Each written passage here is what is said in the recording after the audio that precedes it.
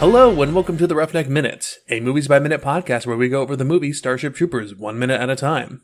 I'm one of your hosts, Matthew. And I'm your other host, Johann. And we are at minute 47. This minute begins with Xander looking longingly into Carmen's eyes and ends with another potato. Yeah, I went over the notes of this movie on basically, mainly I try and concentrate on what the script originally was to see what differs. Because as you know, I've always talked about how Verhoeven wanted to make that change to make everybody a little bit more likable so that nobody's like a heel or an antagonist with the bugs being out there. He just wants the bugs being the bad guys the entire time. There's a lot of things in this minute and the next minute that just really drives home the whole we hate Carmen stance that we have. So let's see here. We start off.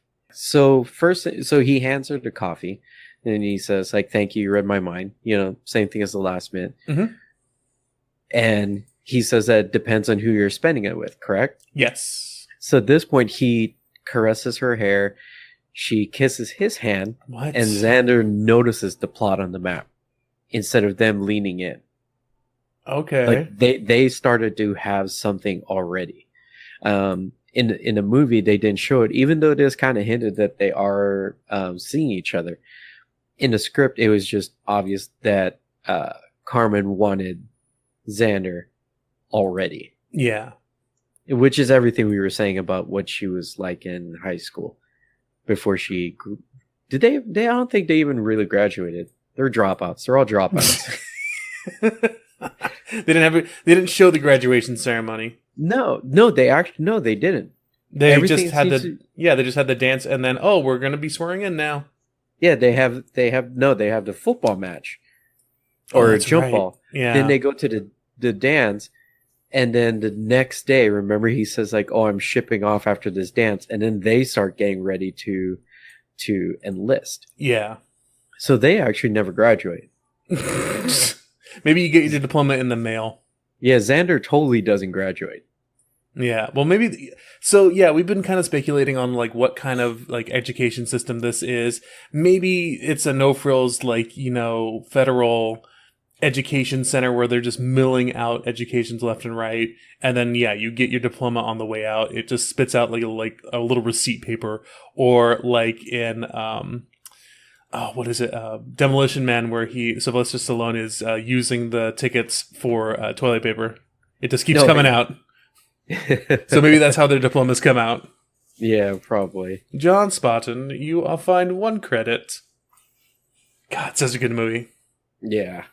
So it was also one of my favorites in high school. Taco Bell had the promotion with the souvenir cups and a mini poster, and I had the mini poster. That's one line from that movie that I always remember, and whenever I go to Taco Bell, I always say it gosh, what is his name? Raymond Cocteau. Cocteau is his name. Cocteau says, "We're going to Taco Bell," just like that like upper inflection like that. I'm like, "Oh, honey, I'm gonna go to Taco Bell. Would you like anything?" All right, so let's get back to it. Yeah. So, but yeah, Taco Bell, it's great. Okay, so after he like really flirts with her, that's when it's the same thing. He notices that the map is wrong, and Carmen replotted the course. The thing that's weird about this is she did it on her own. Yeah. Yeah, I don't think you're allowed to just do that. Like, you have to present it to the captain. You have to present it to her number one, which is Xander, to say like, hey, I have this other course. Do you want to run it? You know, because it's obviously like, no, we need to follow this judo protocol because, you know, maybe where signals are, like, they'll be able to track us with this path. So we have to follow whatever. She definitely, it's almost mutinous. A little bit, yeah. I mean, but She could be locked up in the brig for just changing the maps without talking to the captain first. yeah, but as we've kind of established now, this is not the same kind of Navy that we're used to. This is a flippant Carmen Ibanez like people run Navy who does not care. Yeah, because I'm not exactly sure what makes her flight plan optimal. It doesn't actually say. It doesn't say it's time. It doesn't say it's fuel or anything like that. If she's on third shift, that means whoever comes on after her kind of has the idea like, okay, I'm going to come in and this is what's already supposed to be going on. So I just jump aboard. Yeah. If it's by time, it's just like, oh, wait, now we're ahead of time. So wait, obviously there's something that's going to be in the way. People, let's say they reach their destination sooner than normal. That means that people are actually still asleep when they need to start docking. Mm-hmm. So this is just a huge violation for her to just redo this course without telling anybody. Yeah. Because she really didn't. She's the only one at the helm. Yeah, I mean, it's third watch. Who cares what goes on? Apparently, she's basically thinking, "Who cares what goes on?" It's like 3 a.m.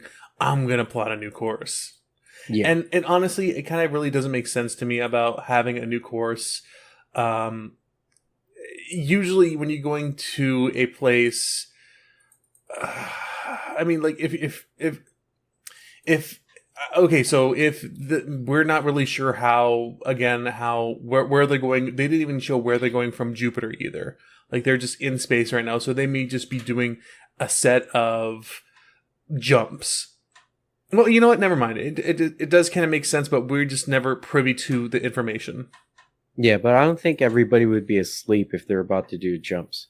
That's true. Well, I mean, it could be an automated jump kind of process, and then you'd be like, "Oh, it's 6 a.m, 6 bells, it's time to take the jump. Everyone brace yourself. Thank you." Well, there it goes. Yeah. Well, I think that they're doing like maybe supply drops.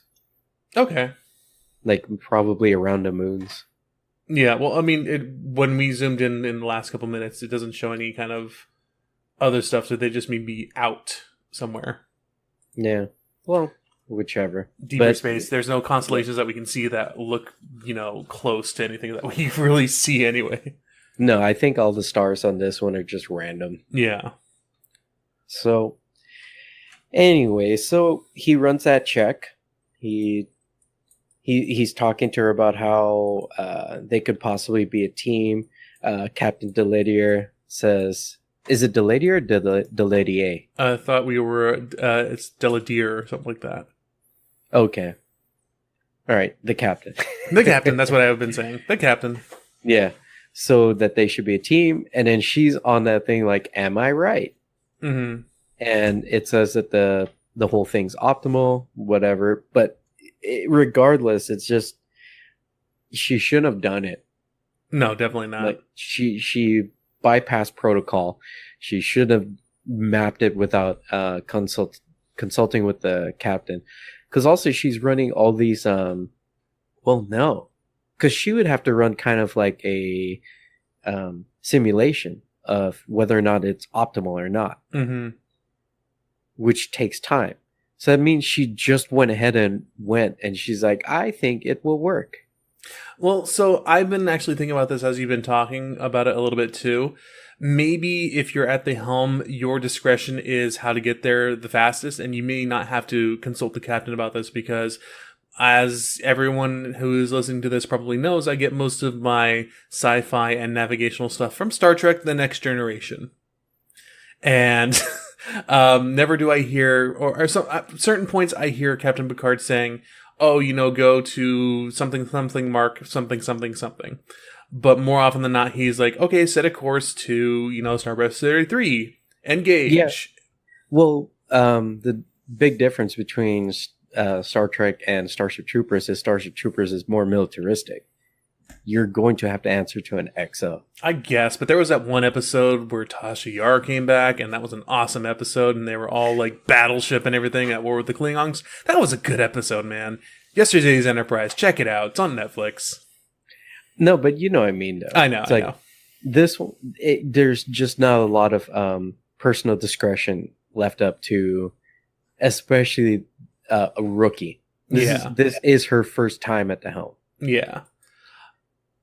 I think But I think in the script, she's been on the starship for 3 weeks already. mhm. So, but yeah, so she's on the starship for 3 weeks, and she's already plotting a course on her own. Yeah. At least an unrecommended course. Mhm. So yeah, I mean, definitely, we definitely really didn't go over that with the episode with John, but thank you for bringing that up, man. I mean, I kind of wanted to nerd out with him, but I kind of geeked out I kind of fangirled a little bit with John. But definitely, I mean, I know you had these notes with you for a while about that as well Yeah. too. So Anything that sits in my soul about Carmen, I need to expunge somehow. definitely, and I have no I problem can't. calling back to that last minute. Yeah, I can't just let it sit there because this lump of coal doesn't turn into a diamond. Well, if it does, if you put enough pressure into it. It just turns into a soggy charcoal. No, gross. Yeah, you can't do anything with it. But so after the discussion of the maps, they start talking about how they're a good team together.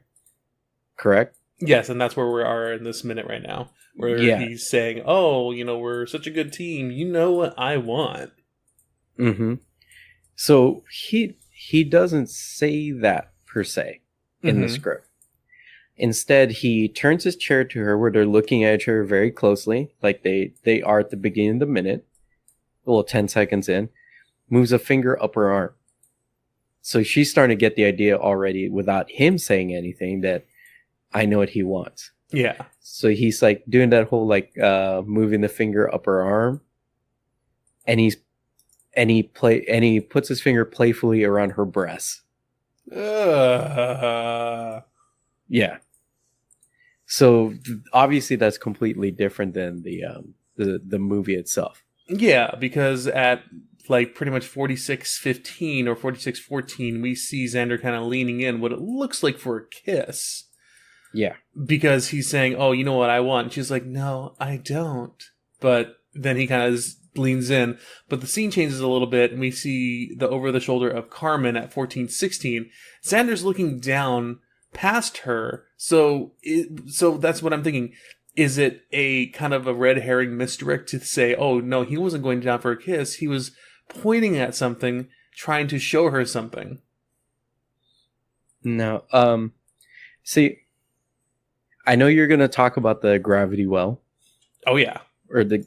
but there's another gravity well in the script that wasn't obviously in the movie. Okay. Carmen grabs him between his legs. That's in the script. Whoa. Yeah, so she reaches for a different gravity well. Oh, okay. So, the things that obviously are that I have in my notes from watching the movie is this asteroid appears out of nowhere, Mm-hmm. and that's weird. Yeah. Well, I mean, so modern day, or even like ships in like modern day, or even like ships in space and sci-fi, usually don't go off of visuals. They go off of, I guess, sensors, which could be anything, honestly. Yeah. So they should have picked this up a while ago. Well, here's the thing. They start to make out in the script, and that's why they completely didn't see the asteroid coming their way. Gross. Yeah. So, once again, this is Carmen's fault. But so they obviously added it in that the gravity well is like how he noticed the asteroid. Mm-hmm. But it's because in the script they just didn't know that the asteroid is coming in until the alarm started sounding off. So it's kind of like if this would be pretty much the same vein as the Titanic if the two watchmen on the con were just making out instead of looking for ice. Yeah. They should write a story about that. No, but then in that version of Titanic, the two watchmen are in the car and the watchmen are trying to draw each other. like that French girl. Draw me like one of your French men. Yeah. So as soon as the alarm sounds, the captain appears on the screen, and she's still waking up, and she says report like right off the bat in the script. And Xander fills her in that we're in the path of an unidentified object moving at near light speed, which is really, really fast for an asteroid. Yeah. It would have to have either been launched at near light speed because obviously it can't reach its speed on its own no matter how long it's been drifting. Yeah. So they're supposed to like barely come close to this asteroid. Definitely, yeah. So on their maps, it's the same thing. The gravity field, that pull, it's the same thing as the script. So it seems to be starting to follow the script. They really cut out on the sexual overtone, or would it be overtones if it's right in your face? The sexual tones of the script versus the movie. They seem to really cut it out a little bit. But I think it's to make Carmen look more favorable, because then she seems more virgin-like, I'm thinking. Yeah, I mean, that's what we discussed a while back in previous minutes, because we're almost 50 minutes into this movie and about 50 episodes into this podcast as well, too. But earlier we discussed how Verhoeven, which they had a couple of scenes in there, deleted scenes, where Carmen was a little more sexualized than she is now, and test audiences did not like her. And so he cut those scenes out. So, I mean, even in those deleted scenes, she's a far, it's way different than what she is in the script. She's pretty much just, oh, there's a dude? He's a hot bod, okay. Yeah. But so also we get a little bit of payoff for that clear coffee mug that we had in the last couple minutes that John and I also talked about a little bit. He said, oh, is that just a future, coffee mug? I'm like, no, it just pays off for one thing, and this is it. Yeah, you're right. This is the only payoff of that mug at all. But it is weird to have a glass cup of coffee, because that entire thing gets real hot real fast. Yeah. And I'm not sure how insulating glass is compared to ceramic. Probably not as much. No, that whole thing is going to heat up. It's kind of like if you go to a ski lodge and they give you the hot chocolate and it's in a glass. What's it called? I want to say it's like a little tiny, like a little tiny chalice. Okay, you know what I mean? yeah. That thing gets hot real fast, so you have to hold it from the bottom. Mm-hmm. But then you essentially use it to warm your hand at the same time. Oh, okay. So this thing, if you're not super cold, this thing will heat up really, really fast on you. Yeah. So the asteroid comes into view on the main screen. At 4640, it does look like a chewed up Nerf football.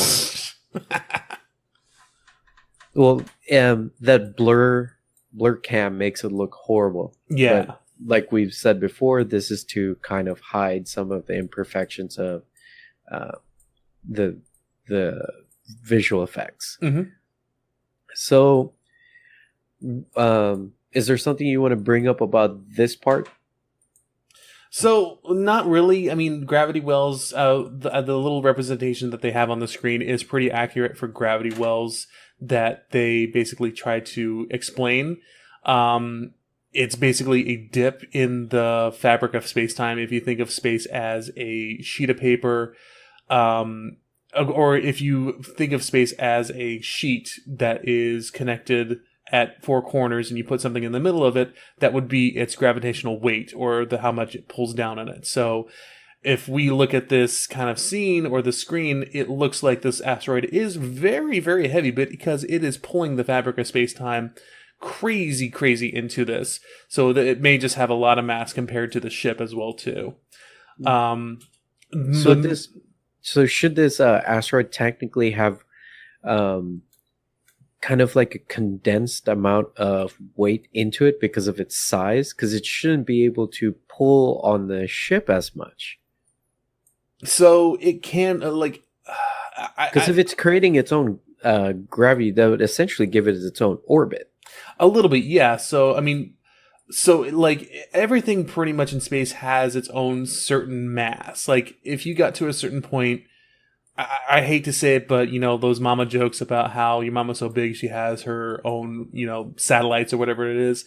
It could Yeah. happen, but it's mostly like a magnetic kind of mass. Like if this thing had like like an iron core or something like that, it would be a little more massive. Oh, okay, I Um, get you. because if you're just out in space and there's an asteroid out there, you could probably, if it's big enough, like if it has certain magnetic abilities, then yes, it pulls on you.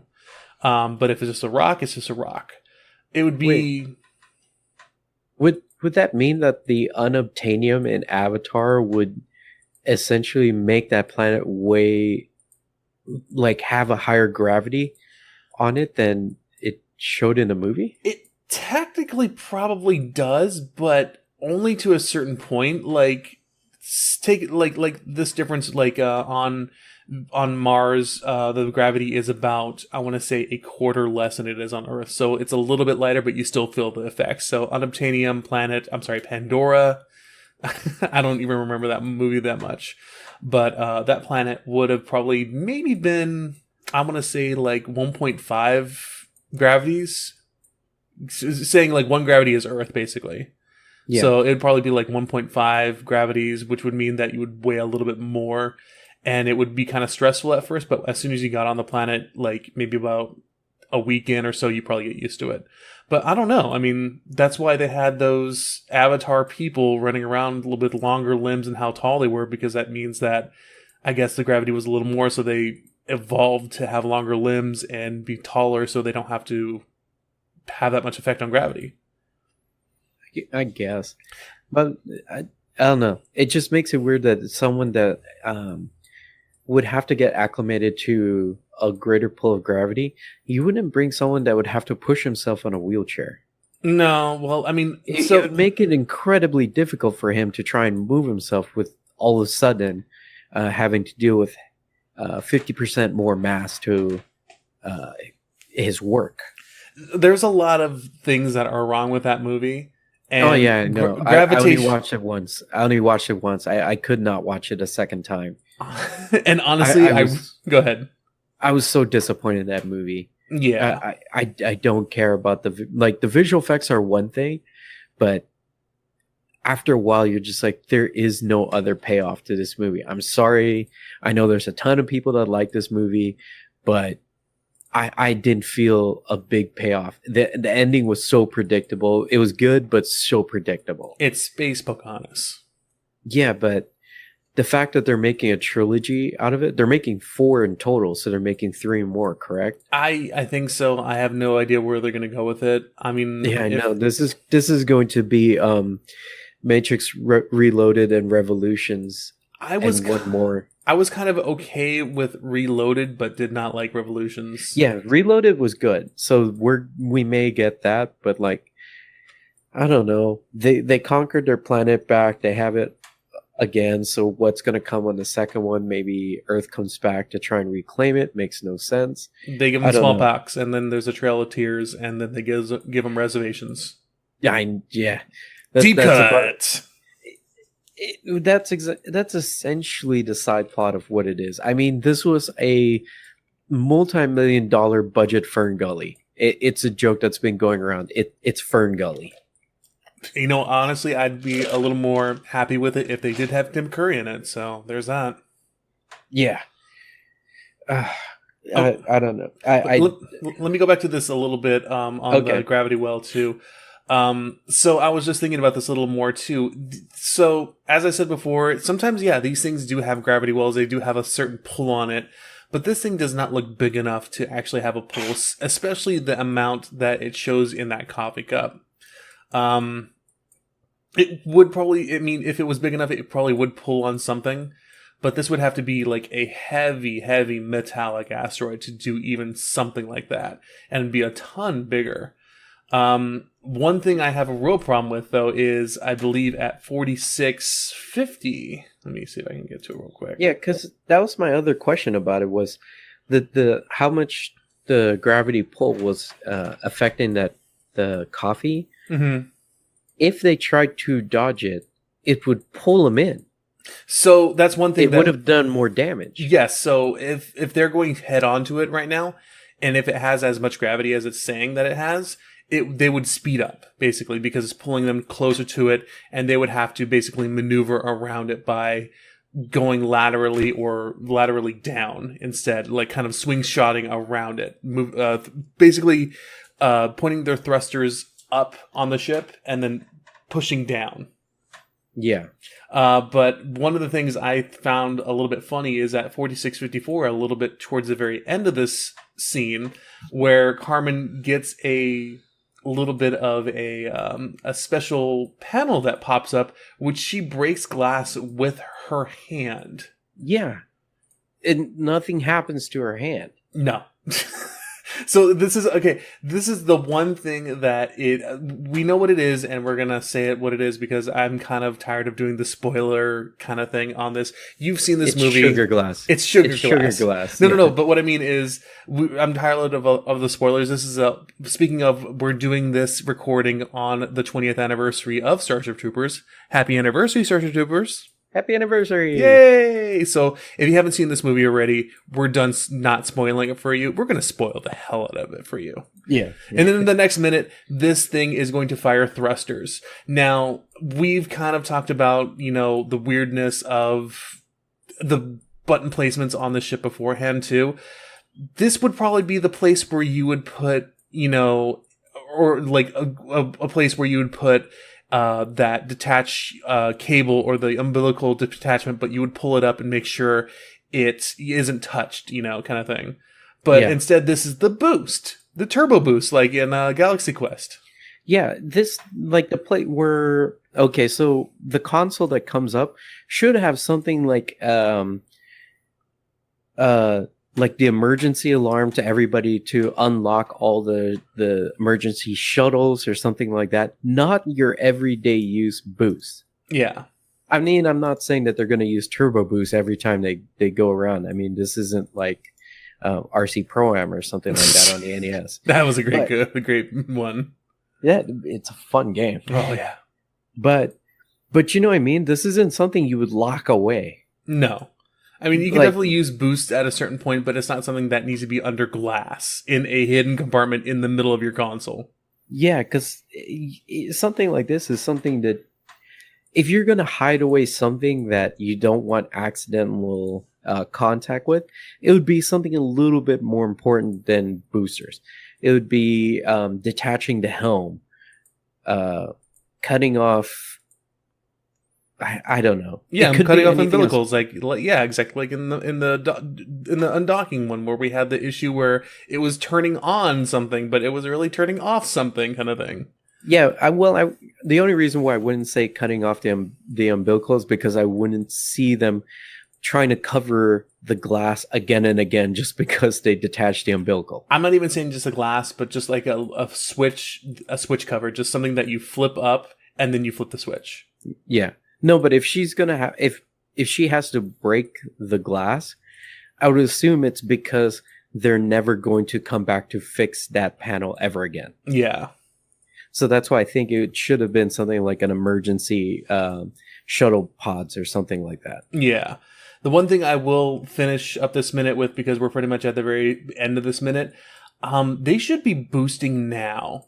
It's not a race or it's not a certain point where they need to start boosting like it is in the movie, because Xander starts counting down and says, 3, 2, and basically they're getting ready to boost the ship to slingshot it around this asteroid. Again, if you're going at a certain speed and if you're actually speeding up, just start, because... Yeah, I don't know what the timing is for at all. No, it doesn't make any sense. It's just to give us some tension and give a worried face to Denise Richards, Carmen, and have Patrick Muldoon look a little bit worried as well too. That's it. Yeah, make him look more like a leader. Yeah. But yeah, you're right. It makes no sense to have a countdown to try and do a last minute thing. I mean, it'd be equivalent to Indiana Jones waiting for that stone slab to come down to grab his hat. It made for a great movie, but yes, I understand. Yeah, it's not like it's like 5 feet up. He's like, no, no, no, I'm gonna wait for it. It'll look cooler this way. Yeah, he in the movie in Indiana Jones, he notices his hat is off. He looks back, sees it, and he grabs it as fast as he can. It's not like he was like, oh, where's my hat? It's on the other side over there. Well, I got some time before that door comes down. You know, this one, it made no sense to have that timing happen. Yeah, this seems more along the lines of something that would happen in not Need for Speed. The Furious the Fast and Furious. Yeah, and like Xander would be in his hot rocket or his hot rod and everything. He'd be like, okay, hit the nitrous in 3, 2, 1, and then he hits the nitrous. Yeah, so that was like one of the things I was wondering about, like why'd they wait so long? There's no reason, honestly. There's really no reason in ship or space kind of reasons. You just start firing when you have an issue. It's just to raise tensions. That's all. One of the things is like that I think is funny that we remembered about Fast and Furious and Xander is, what is the name of Triple X? That's Xander Cage. Xander Cage, yeah. Who is the guy from Fast and Furious? I don't know. It's a stupid connection. Works. When you said Xander, all of a sudden it popped in my head of like Triple X movie. That's a 2-degree separation. I'll allow that. But so here's my thing about this. Mm-hmm. And it's kind of what I've been hinting at in this whole minute. Had they not stuck to the original map, they wouldn't have encountered this asteroid.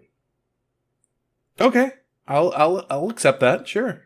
So Carmen is the cause of, what's going to happen later with where the asteroid lands. Okay, no. We're not doing this again. No, but they weren't able to warn him. Remember, they have those rockets that come out of like the. I'm not doing this. Okay, I'll accept. You got some weird conspiracy theories, and I'll play to them sometimes.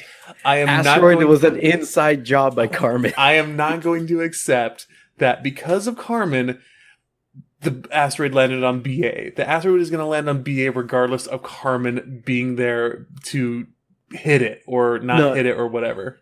No, its trajectory was headed towards BA, but had they warned them, they could have had those defense rockets.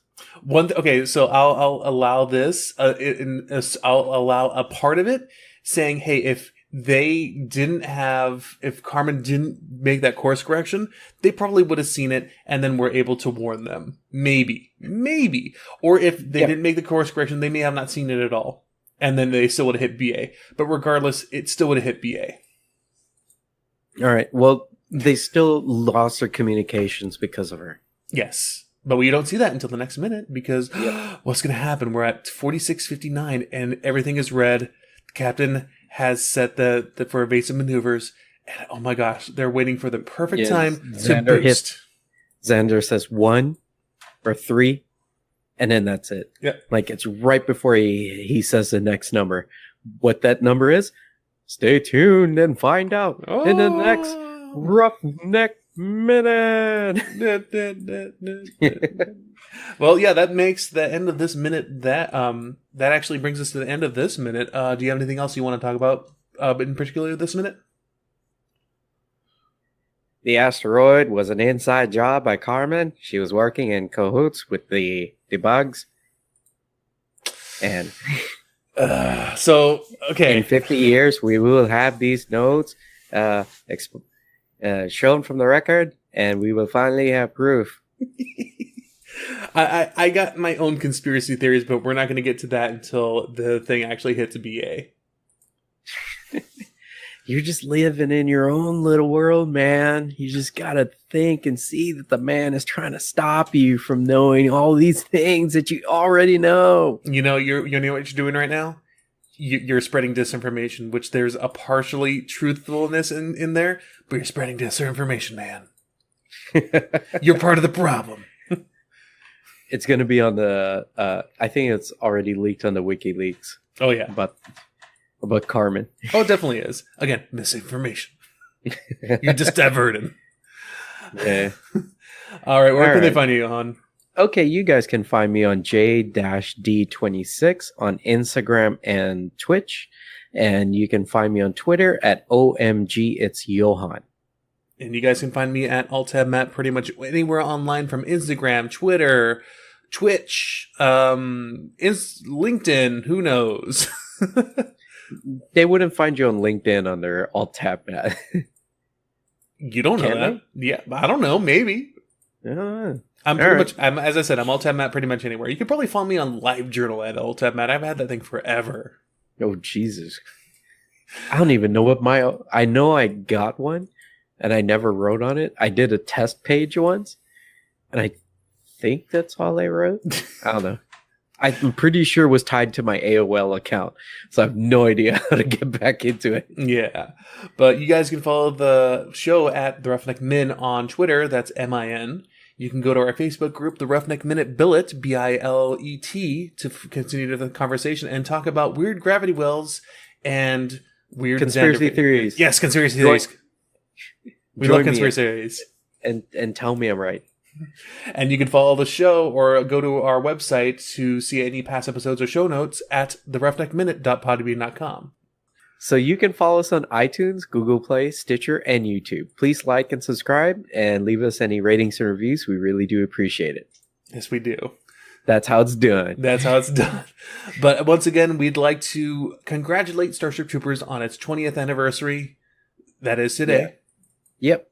And because this movie has definitely stood the test of time. Oh, definitely has. It's not going to be coming out on the episode on the day, but we are recording it on the day because it was a certain day that we really wanted to record it on and commemorate it. But it's a great day. 20 years, man. 20 years. I know. But yeah, that's going to be it, guys. I've been one of your hosts, Matthew. And I've been your other host, Johann. And we will see you on the bounce, troopers.